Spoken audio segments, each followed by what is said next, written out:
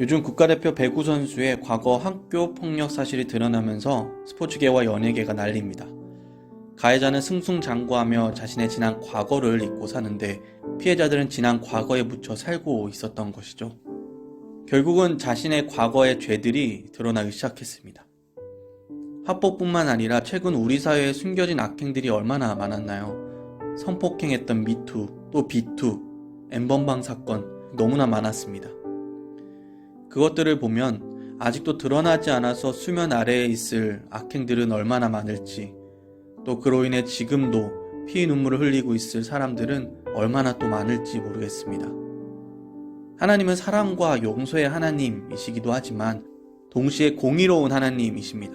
이사야 11장 3절과 4절에서는 이렇게 말합니다. 그의 눈에 보이는 대로 심판하지 아니하며 그의 귀에 들리는 대로 판단하지 아니하며 공의로 가난한 자를 심판하며 정직으로 세상의 겸손한 자를 판단할 것이며 그의 입에 막대기로 세상을 치며 그의 입술의 기운으로 악인을 죽일 것이며. 하나님의 나라가 오면 하나님께서는 눈에 보이는 대로 귀에 들리는 대로만 심판하지 않는다고 말씀하십니다. 하나님의 공의와 정직으로 세상을 심판하십니다. 그때에는 세상에 보이지 않고 또 들리지 않아서 감추어졌던 모든 죄들이 드러날 것입니다. 어떤 학폭 사건들은 진실 공방이 이루어지는 경우도 있죠. 누구의 말이 옳은지 분간이 되지 않아서 법적 싸움까지 예고한 경우가 있습니다. 우리는 연약해서 정확하게 모든 것을 다 알 수는 없지만 하나님은 아십니다.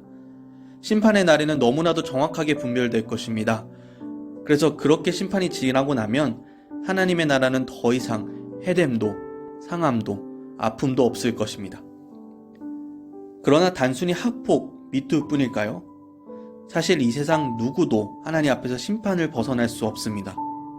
학폭 뉴스를 보면 사람이 어떻게 그럴 수 있냐고 우리도 쯧쯧거리며 보지만 사실 우리도 하나님 앞에 드러나게 될 죄들이 그래서 부끄러워서 고개를 들 수 없고 죽어 마땅한 모습들이 얼마나 많을까요? 우리는 우리 역시도 하나님 앞에서 결산을 받게 될 것을 기억해야 합니다.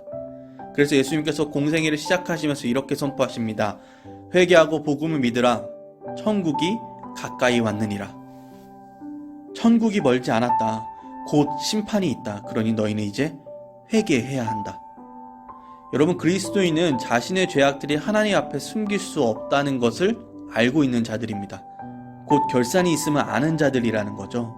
그래서 이미 죄를 회개하고 긍휼을 구하는 자들입니다. 예수님께서 내 모든 죄를 짊어지셨다는 것을 알고 그분께 나아가는 것입니다. 우리는 하나님의 나라를 꿈꿀 때 다시 우리의 숨겨진 죄를 자복하고 주님의 은혜를 기억할 수 있습니다.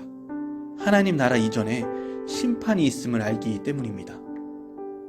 혹시 죄가 있음에도 없는 듯 살아가고 있진 않으신가요? 학교 폭력을 한 사람도 과거에 죄를 저질렀음에도 불구하고 그렇지 않은 듯 살아갔습니다.